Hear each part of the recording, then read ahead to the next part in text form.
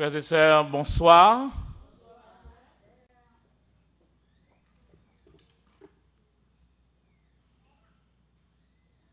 Nous bénissons le nom du Seigneur qui nous donne encore le privilège de nous retrouver ce soir. Et hier soir, nous avions ensemble étudié la clé du succès dans la vie. Ceux qui étaient avec nous hier soir ont appris beaucoup de choses. Nous avons appris hier soir que tout ce que Dieu dit est pour nous important. Et quand Jésus nous dit de chercher le royaume et la justice de Dieu, il nous dit que ce n'est pas quelque chose qu'on trouve à la surface. Il faut fouiller, il faut le chercher, et avec cette garantie, quand nous cherchons, nous allons trouver, parce qu'il l'a dit, vous me chercherez et vous me trouverez si vous me cherchez de tout votre cœur. On ne peut pas réussir si on s'éloigne du plan de Dieu. Sur quelle que soit la circonstance, quel que soit ce que nous voulons entreprendre dans la vie, pour réussir, il faut s'aligner avec le plan de Dieu pour l'humanité. Nous allons trouver des moments où nous ne savons plus quoi faire. Nous trouverons des moments où tout paraît extrêmement difficile. Donc, ce sont des moments noirs dans la vie, des moments vraiment difficiles. Des fois, on se dit comment sortir de ces situations. Et nous avons aussi trouvé hier soir que chaque problème que nous avons, c'est une clé que nous avons transgressée. C'est une loi de la vie que nous ne connaissons pas ou que nous avons transgressée. Et c'est justement le problème de beaucoup de personnes, le problème de beaucoup de gens. C'est pourquoi la Bible avait souligné déjà par le prophète Osée, mon peuple périt ou mon peuple est détruit parce qu'il lui manque la connaissance. Et nous avons trouvé hier soir qu'il y a des gens qui recherchent les miracles de Dieu. Les miracles de Dieu, ce sont les œuvres de Dieu, c'est la main de Dieu. On demande à Dieu de nous bénir, on demande à Dieu d'intervenir pour notre situation financière, de nous bénir, d'aller chercher nos enfants qui sont loin. Donc là, nous recherchons les œuvres de Dieu. Mais il y en a d'autres qui recherchent la pensée de Dieu, la voix de Dieu.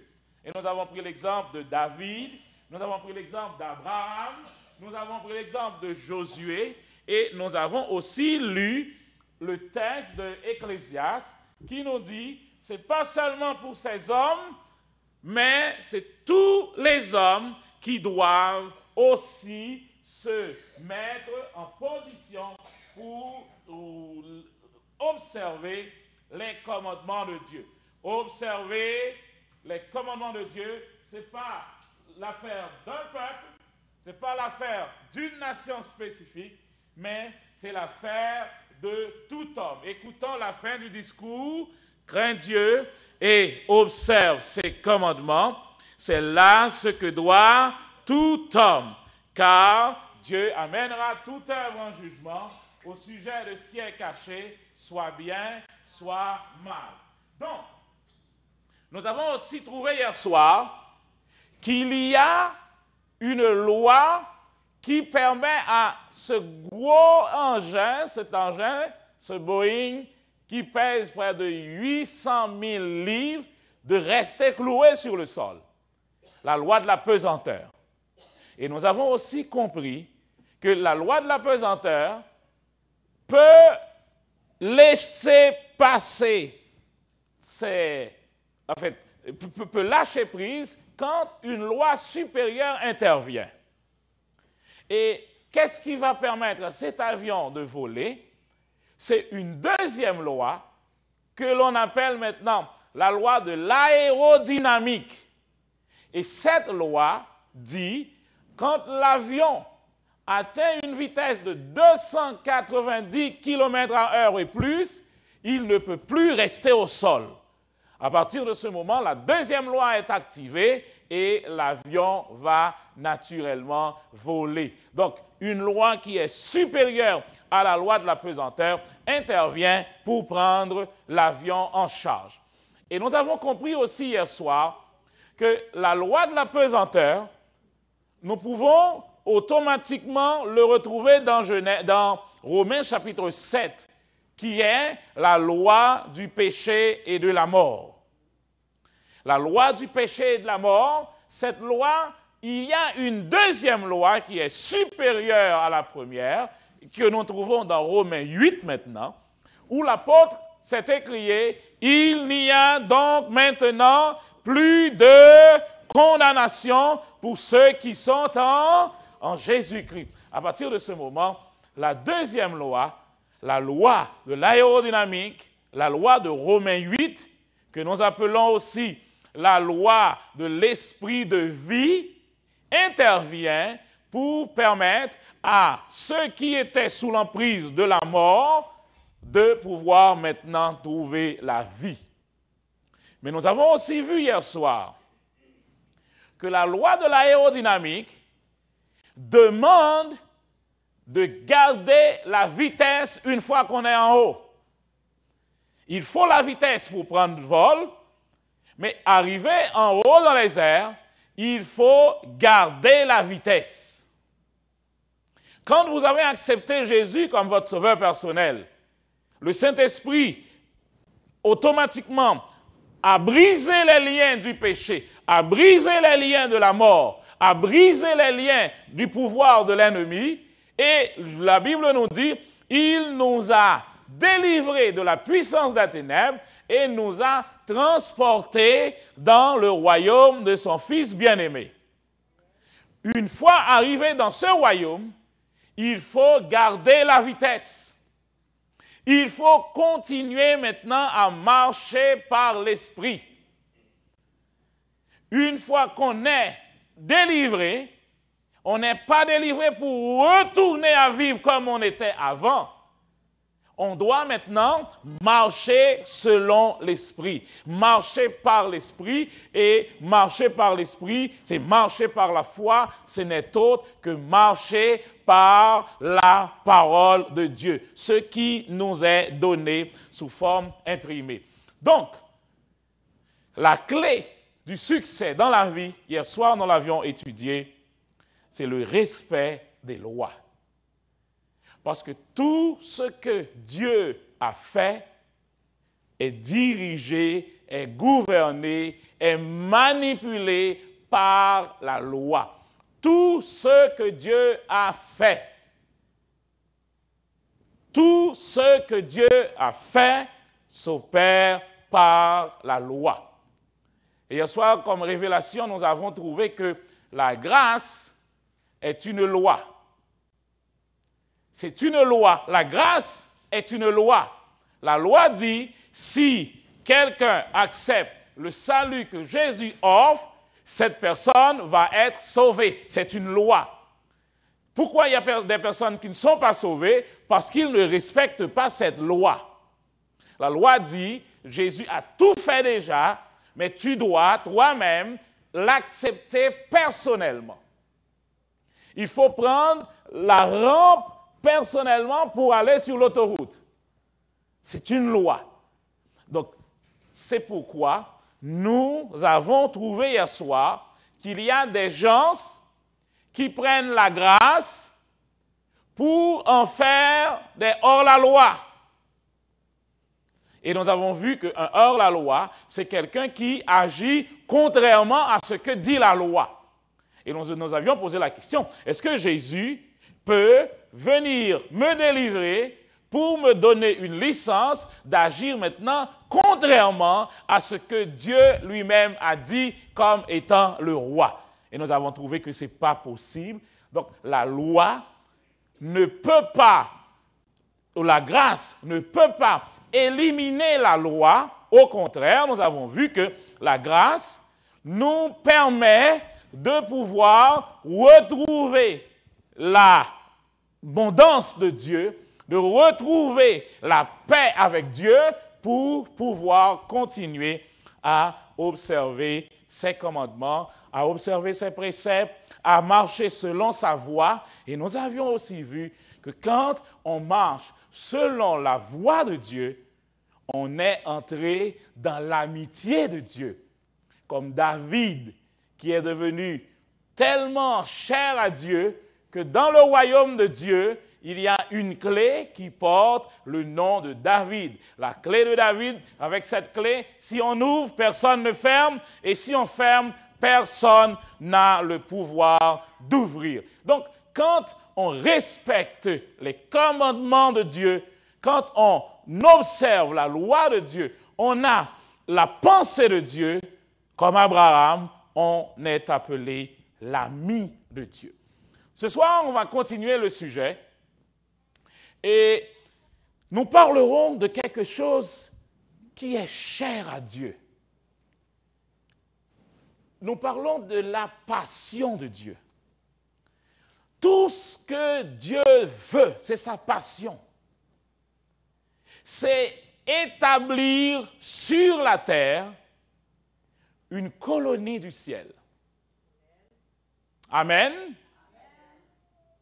Tout ce que Dieu veut, c'est avoir une communauté sur la terre, la communauté du ciel, où la nature de Dieu, la nature du gouvernement du ciel, les caractéristiques du ciel seront naturellement sur la terre. C'était exactement l'intention de Jésus. Quand on a demandé à Jésus de nous apprendre à prier, Jésus a dit, voilà ce qu'il faut demander, qu'il faut chercher. Demander au Père de permettre que sur la terre, il y ait une communauté, un peuple, une nation qui soit une colonie du ciel. Ça veut dire, tout ce qu'il y a au ciel, on doit aussi le retrouver sur la terre. C'est la passion de Dieu. Alors regardez bien, dans Genèse 28, verset 3, le premier texte que nous lisons ce soir, dans la bénédiction, voilà ce qui est dit, que le Dieu Tout-Puissant te bénisse, te rende fécond et te multiplie, afin que tu deviennes une multitude de peuples. Ce que Dieu veut, c'est avoir des peuples sur la terre. Avoir des communautés sur la terre. Une communauté qui va le représenter.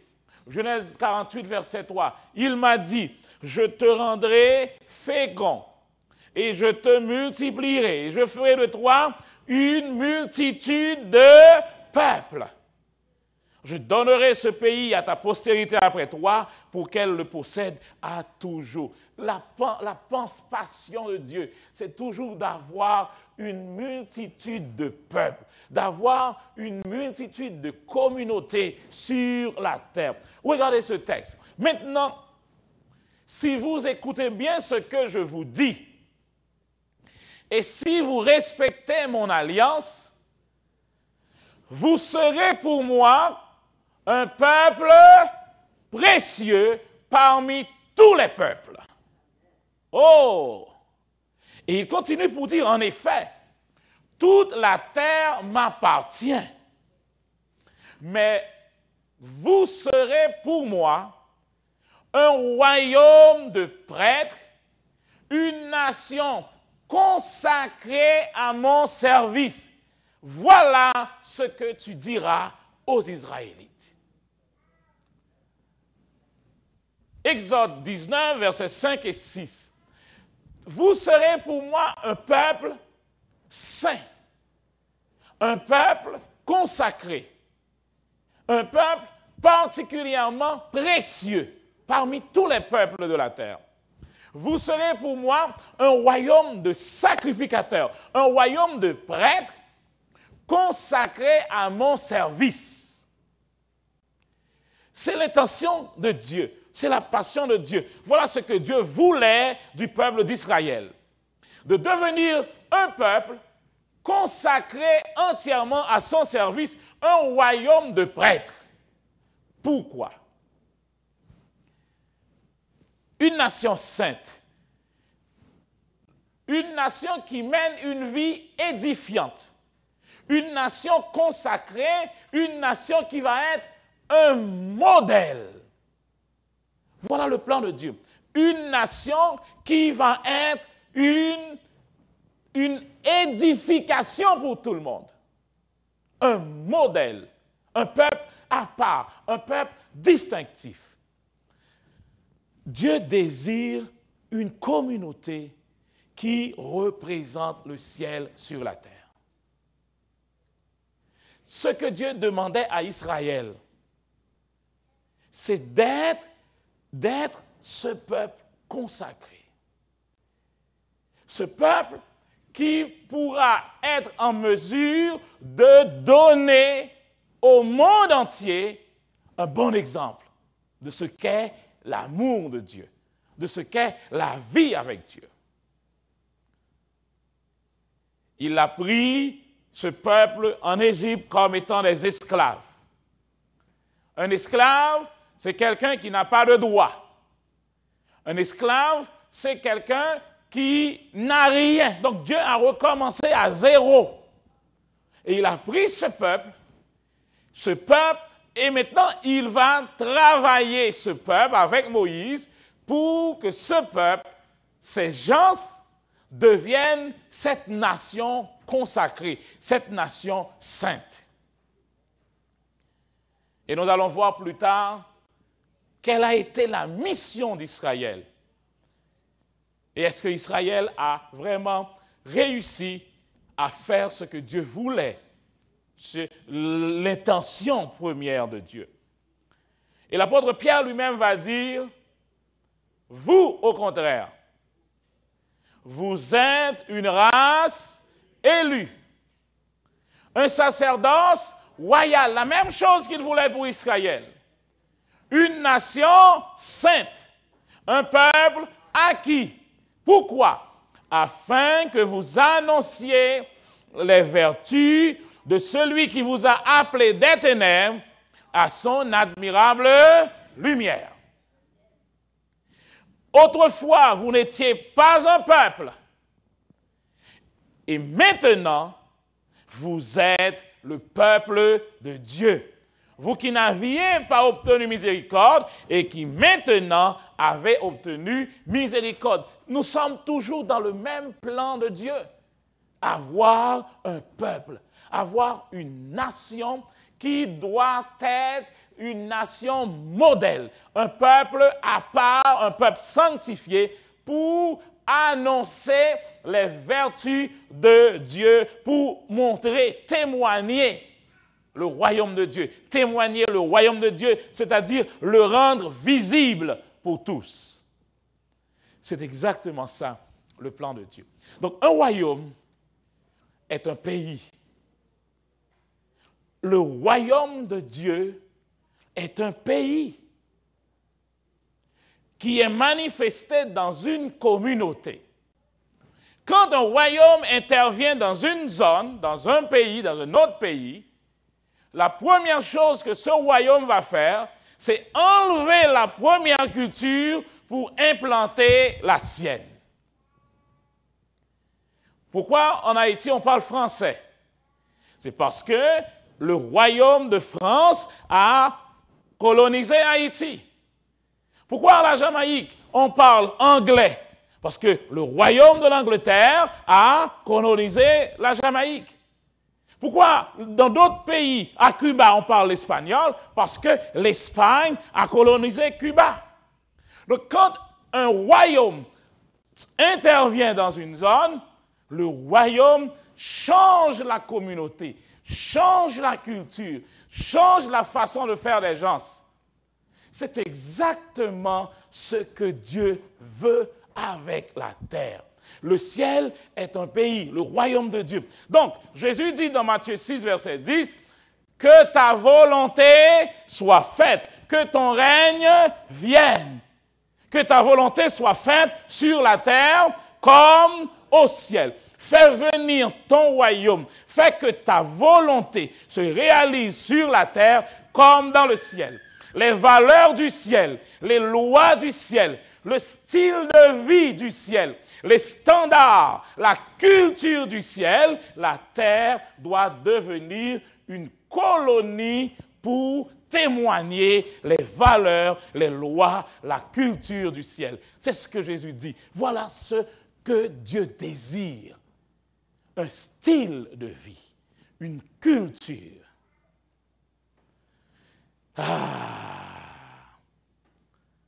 Dieu veut que toute la terre soit remplie de sa gloire. La gloire de Dieu, ce n'est pas la fumée. La gloire de Dieu, c'est justement la culture de Dieu, la culture de son royaume, comment les choses se font dans son royaume. Dieu veut que partout où l'on passe, on voit la réalisation, on voit la manifestation du règne de Dieu dans la vie. Donc, Dieu désire une nation. Dieu veut un peuple à part. C'est ce que Dieu demandait à Israël. Regardez bien dans Ésaïe 49, verset 6. C'est que Dieu voulait pour Israël. Il dit, c'est peu que tu sois mon serviteur pour relever les tribus de Jacob et pour ramener les restes d'Israël. Je t'établis. Ah, nous pouvons dire, oui. Nous dormons, oui, déjà là. Nous ne attendons nous, nous ne pas lire. Nous ne pas lire, mais nous ne pas connaître ça, vous me dites. Nous ne pas, ouais, oh. Je t'établis pour être la lumière des nations, pour porter mon salut, où ça? Jusqu'aux extrémités de la terre. Voilà pourquoi Israël était là. Israël était là pour aller prêcher l'évangile dans le monde entier. Jésus va dire de vous, vous êtes la lumière du monde. Mais c'est exactement ce qu'on disait d'Israël, la lumière des nations. Jésus va vous dire, allez porter la parole jusqu'aux extrémités de la terre. C'est exactement ce qu'Israël devait faire. Le plan de Dieu est toujours le même. Dieu ne change pas. Il est le même hier, aujourd'hui et éternellement. Si toi, tu n'interviens pas dans le plan de Dieu, si toi, tu ne fais pas ce que Dieu te demande de faire, qu'est-ce que Dieu fait? Dieu te dit, all to get now. Et il continue avec quelqu'un d'autre. Mais son plan reste toujours le même. Oh! Le plan de Dieu, c'est d'avoir un peuple, d'avoir une communauté. Et je sais que cette communauté, c'est Bethel. Amen. Ah, nous commençons à réveiller. Non, Bethel, là, sonne. Dieu veut que Bethel soit une communauté, soit un peuple qui deviendra une lumière pour la nation québécoise. Amen. Amen. Dieu veut que ce peuple puisse aller prêcher son salut jusqu'aux extrémités de la terre. Donc, le désir profond de Dieu, c'est d'avoir une nation. Mais regardez, Dieu a commencé avec Adam. La première génération avec Adam pour être cette nation a échoué.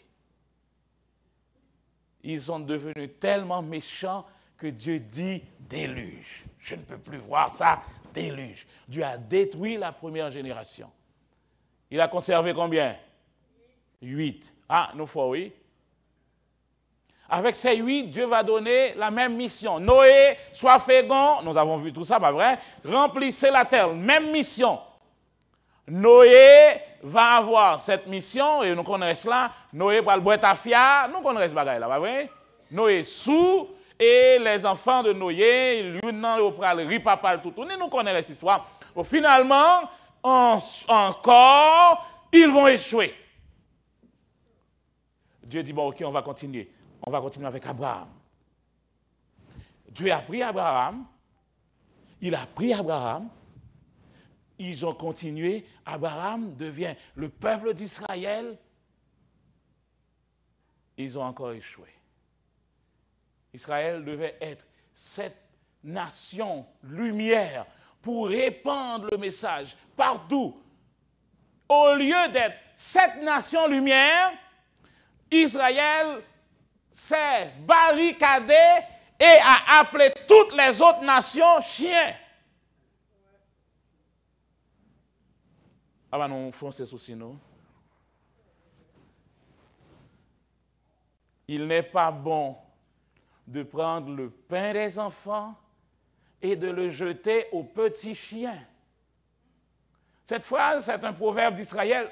C'est pas insulter que Jésus insultait la dame.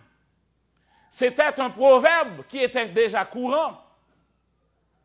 Parce que Israël considérait toutes les autres nations comme des chiens.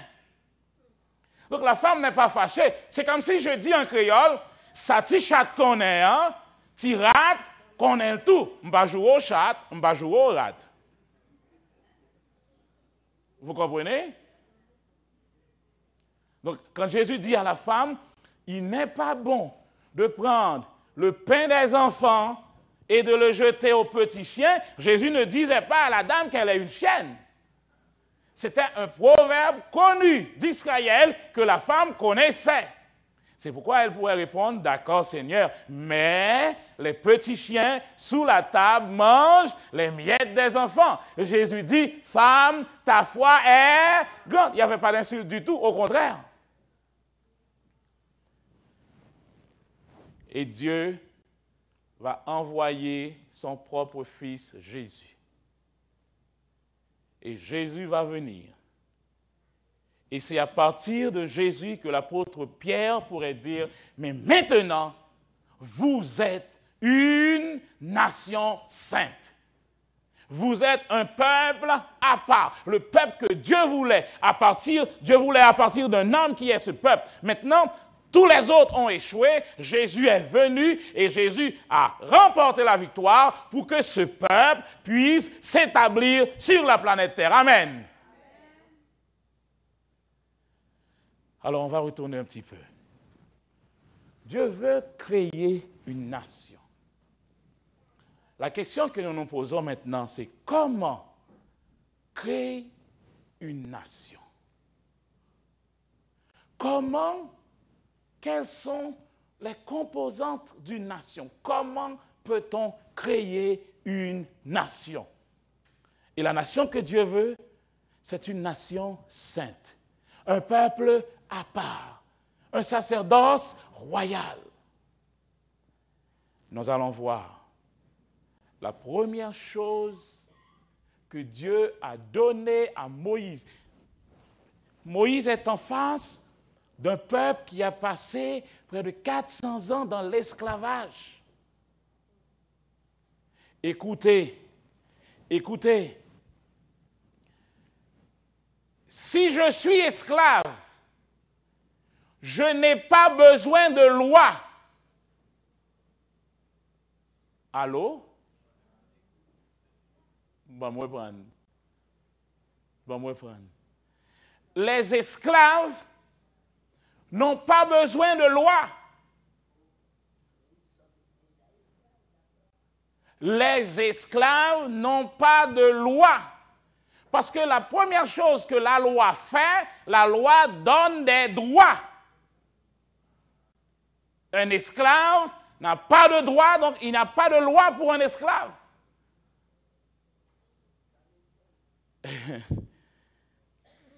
J'allais en Haïti la dernière fois, et dans l'avion, il y a une dame qui fâchée, qui a joué. Pour qui ça l'a joué? L'a joué parce que les temps de dit que vous pral mettre Haïti pour gagner le même système de loi, pour gagner taxe, mais tout bagage, dit, vous avez gâté le pays. Parce que Haïti, ça fait Haïti, Jean-Lié, remel, c'est parce que pas de loi, vous ne faites sauver. Donc, là, vous avez besoin de venir prendre petit plaisir, vous venez Haïti. Mais si vous ne faites pas Haïti, vous venez loi, vous avez gâté le pays.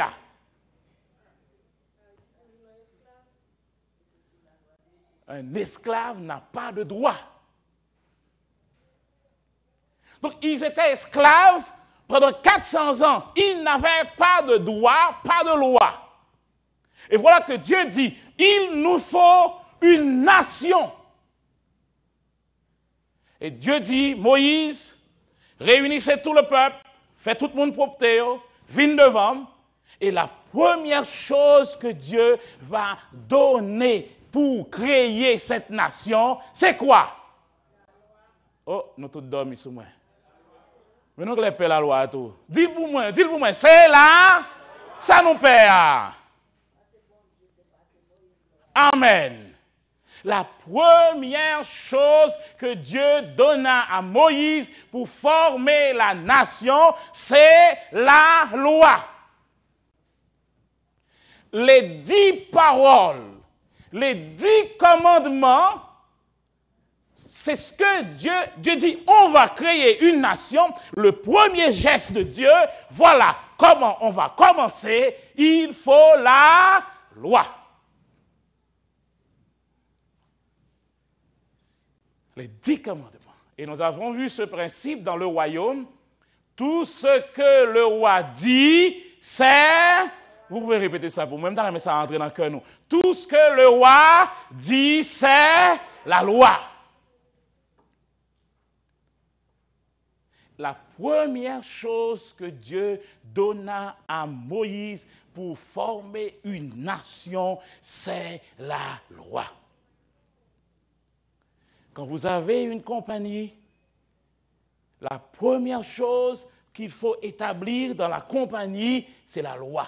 Quels sont les principes de base de cette compagnie? Si une église fonctionne sans loi, cette église est condamnée à disparaître. Allô? Il faut des lois. Tout ce que Dieu crée s'opère par des lois. Donc, qu'est-ce qui cause l'échec d'une nation? Voyez nous pour nous. Qui problème nation pas bon yo? Qui ça fait nous tout à courir pour Haïti? Nous devons dire c'est parce que yo pas respecté la loi. Donc, pour créer une nation, il faut établir la loi. Et pour détruire une nation, il faut délibérément violer la loi. Et cette nation va dépérir naturellement.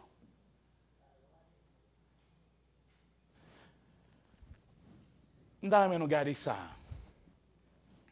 Les 10 commandements ne sont pas une affaire religieuse. Moi, nous tous gardons. Les 10 commandements ne sont pas une affaire religieuse. Nous sommes dans un royaume. Et ce que Dieu veut établir, c'est un peuple, une communauté, une nation. Et pour établir cette nation, il lui donne la loi. Ce n'est pas la religion ici. C'est un acte de droit. Maintenant, regardez ceci. Nous mettons à le fouiller, à le chercher, et puis demain, vient dire, pasteur, ou pas raison. M'attendons. Regardez dans toutes les constitutions à travers le monde, vous allez retrouver à la base de toutes les constitutions de toutes les nations les 10 commandements. Nous avons un défi. allez dans toutes les constitutions, vous allez retrouver à la base les 10 commandements. Ils ne veulent pas admettre où est-ce qu'ils l'ont pris.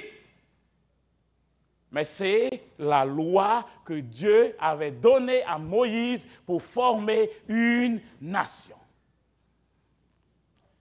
Quel que soit le pays, même quand le pays vous dit qu'il est un pays athée, le plus parfait athée qui puisse exister, dans sa constitution, à la base, il y a les 10 commandements. Vous les observerez et vous les mettrez en pratique, car ce sera là votre sagesse et votre intelligence aux yeux des peuples qui entendront parler de toutes ces lois et qui diront, cette grande nation est un peuple absolument sage et intelligent. Amen. Qu'elle est en effet la grande nation qui est des dieux aussi proches que l'Éternel notre Dieu l'est de nous toutes les fois que nous l'invoquons. Et quelle est la grande nation qui est des lois et des ordonnances justes comme toute cette loi que je vous présente aujourd'hui. Pourquoi nous comprenons ça, m'a dit là, yo? Avant de regarder, nous ne pas comprendre. Mes amis, les 10 commandements sont à la base de toutes les constitutions actuellement. Parce que regardez, à partir de ces commandements, on retrouve la sagesse et l'intelligence. Amen. Mes amis, allô? Levez-moi moi si nous là. Allô? Nous là.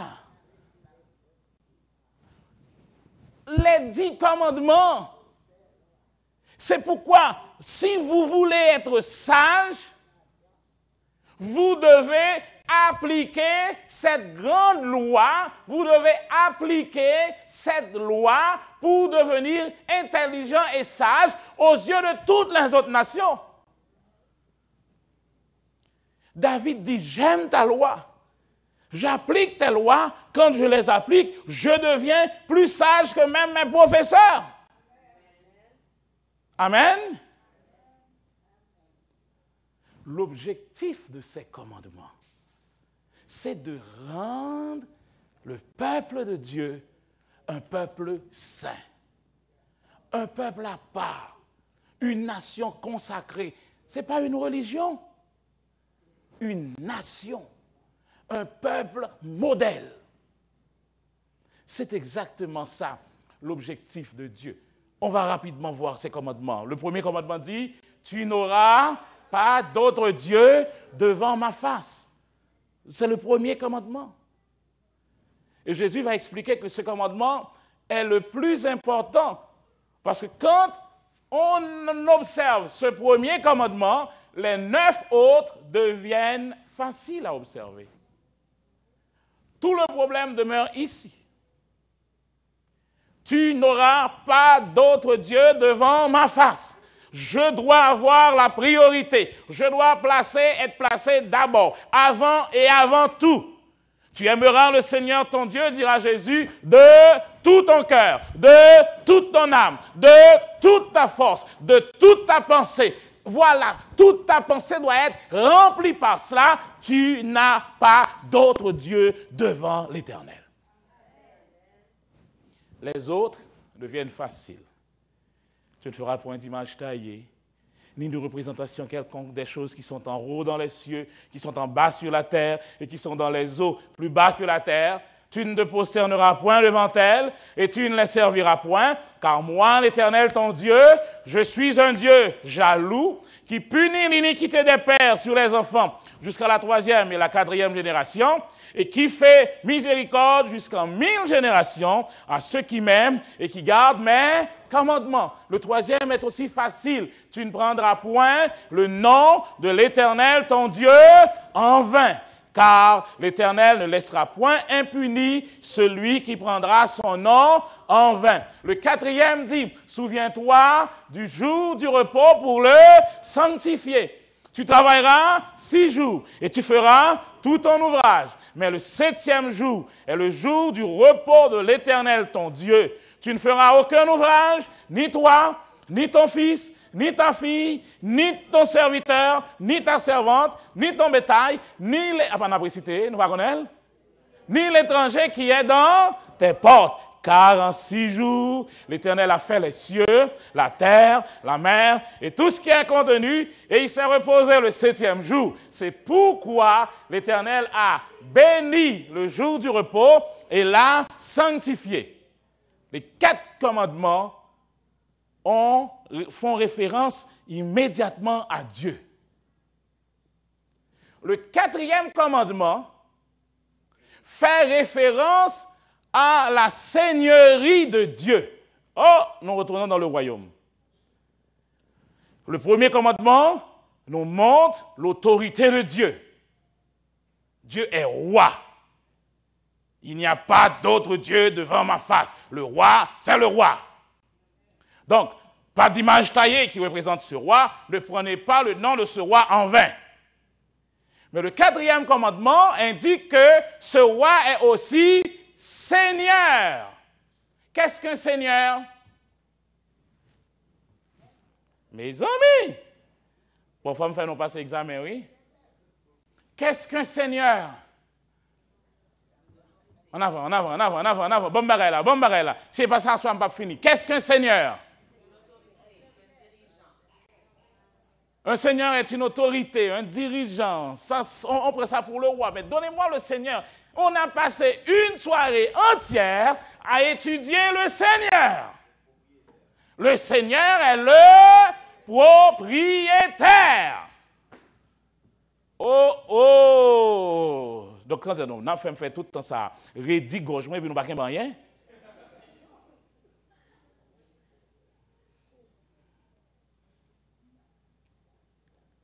Si tu confesses de ta bouche que Jésus est Seigneur. Seigneur veut dire quoi? Maître, propriétaire, Seigneur. C'est mon maître, c'est lui qui me possède. À l'Éternel, la terre et ce qu'elle renferme. Il est le Seigneur, Adonai, Kyrios. Yahvé, le Seigneur, le propriétaire. Le 4e commandement indique la seigneurie de Jésus, la seigneurie de Dieu comme roi. Dieu est roi, mais le 4e montre qu'il est le Seigneur. Et ce 4e commandement, c'est ce que nous appelons les bornes de la propriété de Dieu. Nous pouvons comprendre, non? En entendant-nous. Pourquoi le 4e commandement est placé là où il est placé? Oh, je dis parce qu'il est 4e. Le 4e dit que le 7e jour, il dit que le 7e jour, Dieu s'est reposé. Pourquoi le 4e met Dieu au 7e jour?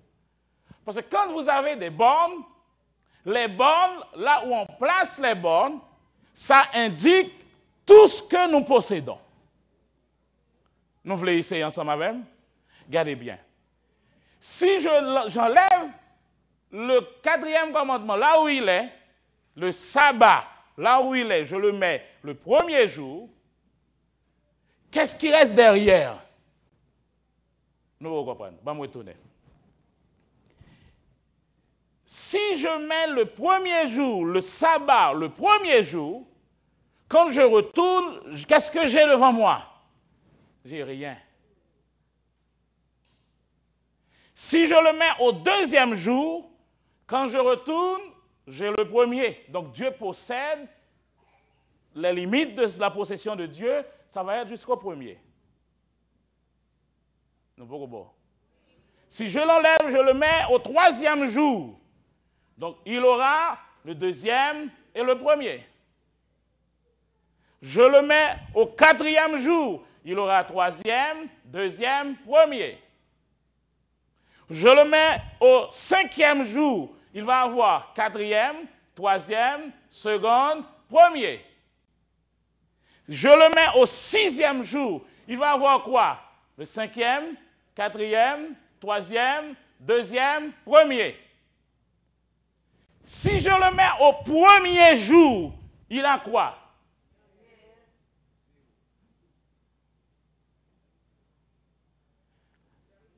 Écoutez, je vous ai déjà dit ici que ce que nous voyons avec les yeux, ce n'est pas ce qu'il y a dans le monde invisible. C'est l'invisible qui donne au visible. Oh oh! Moi, je vais nous croiser net, oui, là. Je suis loin là. Je vais parler pasteur à vous, oui? Ce n'est pas pour rien. Si on me dit qu'il n'y a pas de création, il faut enlever le problème du sabbat parce que automatiquement, toutes ces choses-là vont être pour cette personne. Or, il n'y a pas de création. Il faut le mettre ici pour que derrière, il n'y a rien.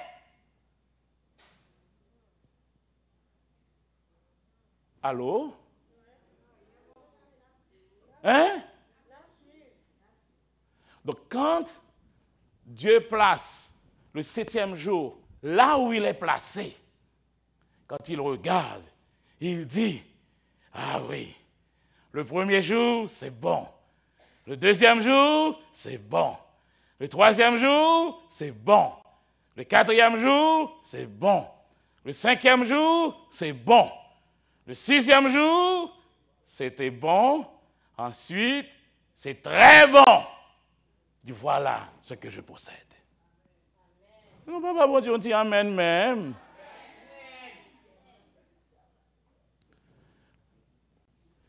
Le 4e commandement marque la seigneurie de Jésus-Christ. C'est pourquoi il dit, car en 6 jours, donnez-moi mes 6 jours. Si vous le mettez au 1er jour, vous ne lui donnez pas les 6. En 6 jours, il a fait les cieux, la terre, la mer et tout ce qui est contenu. Ce n'est pas une mince affaire ici. Ce n'est pas une religion. C'est plus sérieux que ça. Ça monte dans les mondes invisibles. Vous êtes intelligents, gloire à Dieu. Amen. Amen. Vous allez commencer par comprendre des choses. Le 5e commandement dit, honore ton père et ta mère, afin que tes jours se prolongent dans le pays que l'Éternel, ton Dieu, te donne. Le 6e commandement dit, tu ne tueras point. Le 7e commandement dit, tu ne commettras point d'adultère. Le 8e dit, tu ne déroberas point. Le 9e dit, tu ne porteras point de faux témoignages contre ton prochain. Et le 10e dit, tu ne convoiteras point ni la maison de ton prochain, ni sa femme, ni son prochain, ni son serviteur, ni sa servante, ni son bœuf, ni son âne, ni sa voiture, ni aucune chose qui appartienne à ton prochain. Je vous ai dit que ces 10 commandements, on les retrouve dans toutes les constitutions. On dit, nous allons chercher, oui, demain, le contraire. Et vous allez me dire que, en vendredi, vous allez me dire que, est-ce que dans toutes les constitutions, vous ne trouvez pas ce commandement? Il y a un pays qui donne à un enfant le droit de dérespecter son parent. Le pays n'est pas chrétien, ne connaît pas Dieu. Il y a une nation sur la terre qui autorise un enfant à battre son père. Il y a une nation qui autorise quelqu'un de tuer un autre sur la planète. Il y a un pays qui autorise à quelqu'un de commettre l'adultère. Allez dans la Constitution et vous verrez.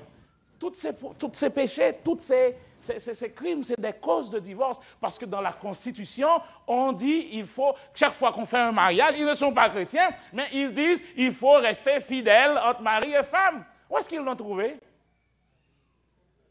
Bon, posez-nous une question. On pouvait appeler leurs affaires n'importe quoi, mais pourquoi on tient à ce qu'on les appelle des mariages? Créole parler, créole comprendre.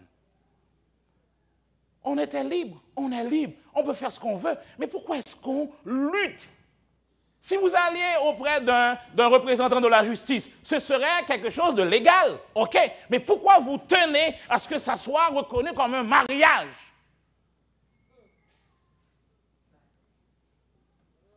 Parce que deep down, il y a quelque chose qui ne marche pas. L'homme a été créé à l'image de Dieu. L'homme sait profondément ce qui est bon pour lui et ce qui n'est pas bon pour lui. Donc quand on va essayer de trouver toutes les excuses, mais à la racine, il y a quelque chose qui nous pique tout le temps. Pourquoi vous l'appelez mariage? Vous voulez apaiser votre conscience, parce que la conscience vous dérange. Vous étiez libre. Restez, appelez votre affaire n'importe comment. Pourquoi vous tenez à l'appeler mariage? Il y a un pays qui autorise quelqu'un de voler. Tout le monde a volé, mais voler, c'est illégal. Ou qui doit voler, ou milliardaires en volaient. Je pense à mon bonhomme là, Bernard Madoc, c'est ça? Des milliardaires. Mais finalement, on va l'appeler comment? Voler. Nous, un milliardaire gens, mais tout le monde est l'eau, voler. Et puis tout le barre est fini. Ou en prison. Où est-ce qu'ils ont trouvé ça?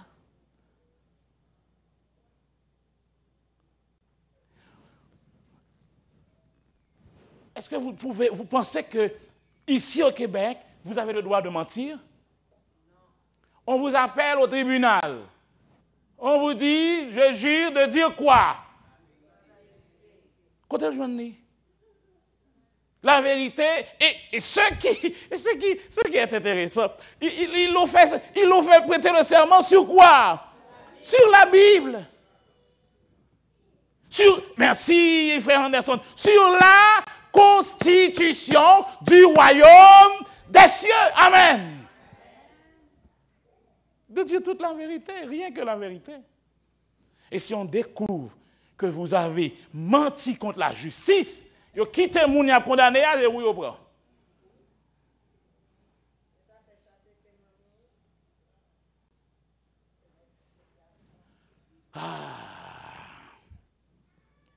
Donc, si vous êtes intelligent, vous allez comprendre que les 10 commandements ne sont pas là pour une religion. Les 10 commandements sont là pour faire de vous une nation sainte. Amen. Une nation consacrée. Une nation modèle. Et automatiquement, le texte dit, on t'a fait connaître aux hommes ce qui est bien et ce que l'Éternel demande de toi. C'est que tu pratiques la justice. C'est que tu aimes la miséricorde et que tu marches humblement d'après ton Dieu. Regardez, on va nous finir ce soir, mais en entrer dans un petit détail. Le mot hébreu où on parle de la loi, c'est le mot Torah. En un premier temps, ce mot signifie les 10 commandements, les 2 tables que Dieu donnait à Moïse. Et on verra plus tard que ces 2 commandements, ces 2 tables, ces 10 commandements représentent le caractère de Dieu. Chaque des commandements présente une caractéristique de Dieu. Chaque commandement présente un point du caractère de Dieu. Donc, quand on les met tous ensemble, on voit de façon globale la pensée de Dieu, le caractère de Dieu.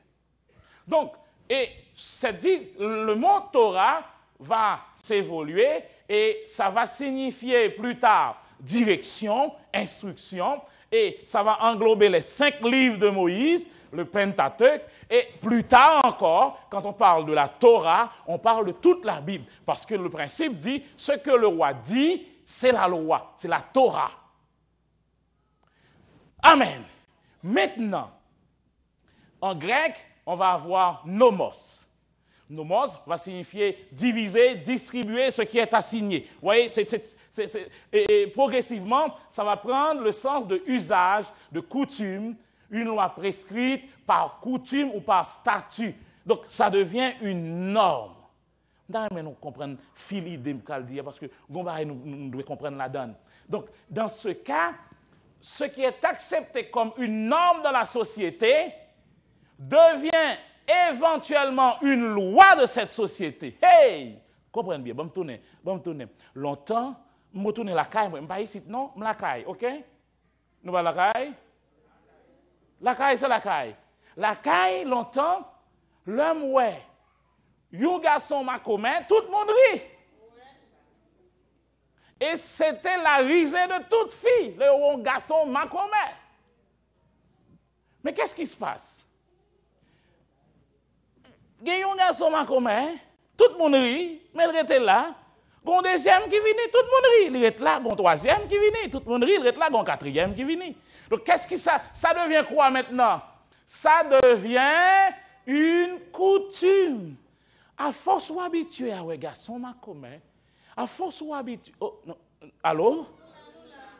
Finalement, il vient paraître un bagage qui est normal dans la société. C'est une norme. M'a commis, et puis et alors? Eh bien, puisque ça devient une norme, ça doit devenir aussi une loi.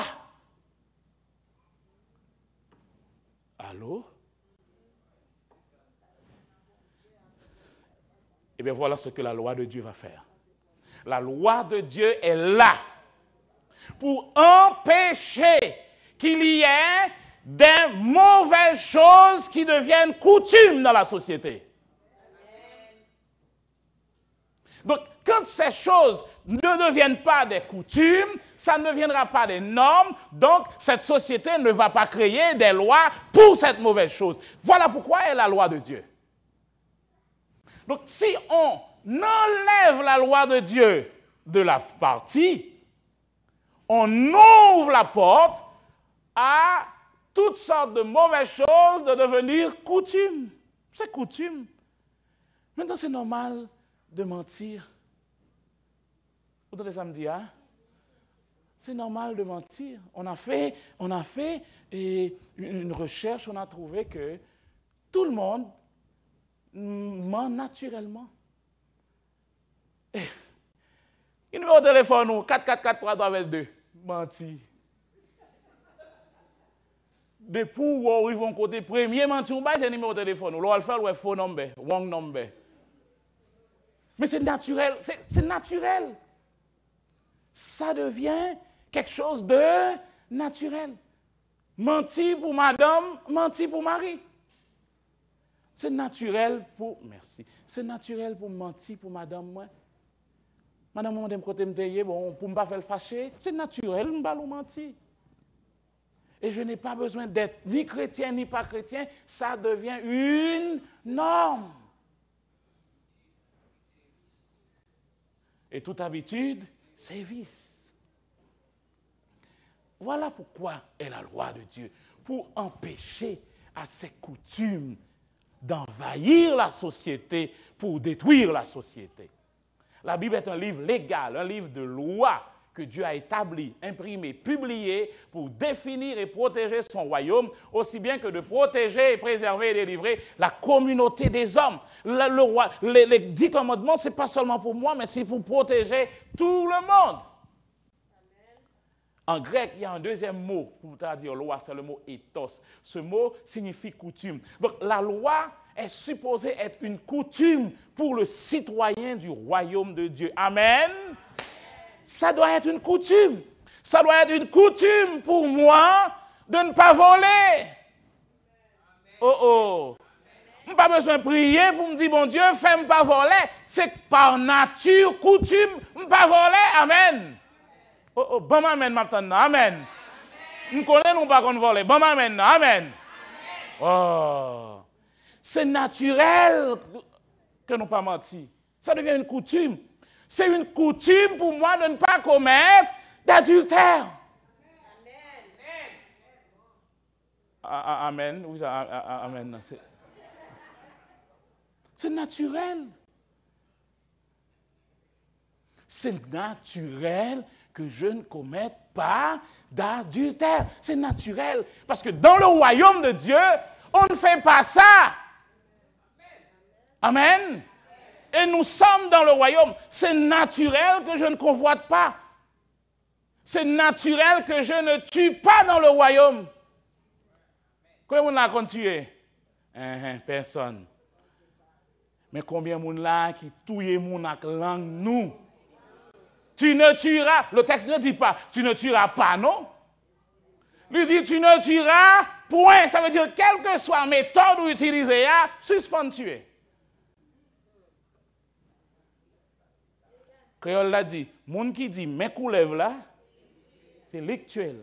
Donc ça veut dire coup de langue là, son couteau lié et tout.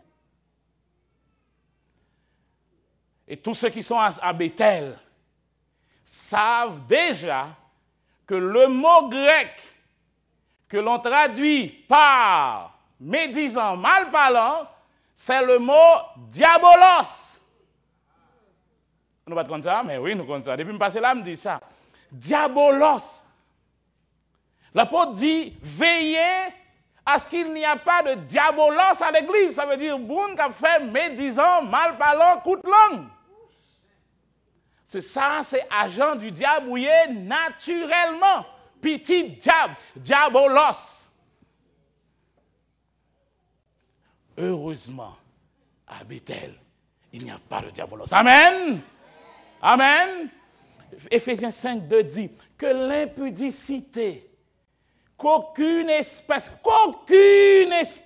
d'impureté et que la cupidité ne soit pas même nommée parmi vous, ainsi qu'il convient à des membres de Bethel. Amen. Frères et sœurs, les 10 commandements ne sont pas là pour une religion. Les 10 commandements sont là pour rendre l'homme saint aux yeux de Dieu. Quelle que soit la couleur de sa peau, quel que soit le pays dans lequel il se trouve, les 10 commandements s'appliquent pour lui. S'il est un être humain, Ecclésiaste dit, écoutons la fin du discours, crains Dieu et observe ses commandements. C'est là ce que doit tout le monde qui n'a pas 4 pattes, qui n'a pas queue, qui n'a pas plume sous peau, qui n'a pas ailes pour voler, qui n'a pas nageoire pour nager. C'est là ce que doit tout homme. Amen. Car Dieu amènera toute œuvre en jugement au sujet de ceux qui est caché, soit bien, soit mal. Laissez-moi finir avec ce texte de Lévitique. Le texte dit, vous ne ferez point ce qui se fait dans le pays d'Égypte où vous avez habité. Et vous ne ferez point ce qui se fait dans le pays de Canaan où je vous mène. Vous ne suivrez point leur usage. Ce commandement va se tenir, ce verset va se tenir devant vous quand vous direz à Dieu, et bon Dieu, contre toute bagaille, on était au Québec. Le texte dit, vous ne suivrez point leurs usages. C'est-à-dire, vous allez voir qu'ils vont faire des choses drôles. Vous allez les voir. Vous allez les voir. Mais vous ne suivrez point leurs usages. vous pratiquerez mes ordonnances et vous observerez mes lois, vous les suivrez. Je suis l'Éternel, votre Dieu. Lévitique 18, versets 3 et 4. Je prends toujours cet exemple, cette image, cet exemple. Ne me dites pas que je suis corrompu parce que tout le monde est corrompu. La Bible a des exemples pour vous confondre. Nous voyons dans la Bible que toute la terre était corrompue, mais Noé était resté injuste. Et qu'est-ce que Dieu fait avec toute la terre? Nous pas dire non là, faut me finir, oui. Toute la terre est injuste. Et qu'est-ce que Dieu a fait avec toute la terre? Déluge. Mais Noé était protégé dans l'arche. En allant dans la mer avec. Est-ce que poisson a vivre dans la mer? Oh, nous ne pouvons pas même connaître même. Si nous connaissons le même, moi si nous connaissons, nous ne pouvons pas côté poisson vivre. Est-ce que poisson a vivre dans la mer? Oui. Est-ce que dans la mer il y a un sel? Ah ben nous disons oui. Si dans la mer il y a un sel ou bien dans l'étagère noire? C'est dans la mer on prend sel. Poisson à vivre qui bord? Dans la mer. Mais pas un poisson qui est vivre dans la mer qui a un sel. Si vous prenez un poisson pour manger, l'offre c'est sel pour mettre là-dedans. C'est là mourir, il prend sel. Mais tout autant la vivre dans de l'eau, sel va rentrer là-dedans. Amen? Amen. Donc ne me dites pas, c'est parce que je suis dans un pays où tout le monde fait ça mal que vous êtes obligé d'adapter. Si vous arrivez, vous tout le monde sous un pied, c'est pour aller sous un pied tout. Vous allez sous un pied, mais là, vous cassez l'autre pied. Tout le monde tombe, vous allez tomber tout. C'est qu'on lève vos pieds à casser. Amen. C'est pour ça que Dieu a établi sa loi. Ne suivez pas le courant, mais vous observerez mes lois, mes commandements, mes ordonnances, et vous les suivrez. Et il a signé, je suis l'Éternel, votre Dieu, et je dis Amen. Frères et sœurs bien-aimés, prenez ce soir, et je m'adresse à vous tous, jeunes de cette église, parents, amis, visiteurs, prenez ce soir cet engagement, cette détermination de respecter la loi de Dieu. Ce n'est pas pour une religion. Si vous le faites pour une religion, vous perdez déjà, parce que cette religion, quelle que soit, cette religion va vous faire des choses qui vont vous décevoir. Je le dis des fois à ma honte. Vous trouverez des choses qui ne sont pas correctes. Parce que quand on entre avec toute la mauvaise conception. Et s'il n'y a pas ce renouvellement de l'intelligence par la parole de Dieu, vous allez penser que c'est normal d'avoir ces choses encore à l'église. Mais non, ce n'est pas normal. L'église, dit-on, est un hôpital. Quand on le dit parce qu'on veut que vous restiez malade. Mais pas qu'on monde qui rentre à l'hôpital pour faire 20 ans l'hôpital là pour toujours être malade. Ou rentrer à l'hôpital, ok, pour faire un jour. Ou après le docteur qui l'aime braler parce qu'on ne connaît pas qu'arrête là. Et quand vous prenez l'église, vous dites l'église c'est l'hôpital, c'est vous voulez venir cacher pour pécher pour 20 ans. Et ça va infecter tout l'autre monde. Non. L'église est là pour vous nettoyer. Vous sortez propre pour aller prêcher le royaume de Dieu à toute la création. Amen. Amen. Que le Seigneur vous bénisse ce soir, frères et sœurs. Et rappelez-vous bien de ceci. Vous devez prendre la détermination d'obéir au commandement de Dieu, de marcher selon la loi de Dieu. Parce que la loi de Dieu est là pour, quelle que soit la nation, pour rendre cette nation propre, sainte et agréable aux yeux du Seigneur. Amen. On va se mettre debout. On va prier pour vous laisser partir ce soir.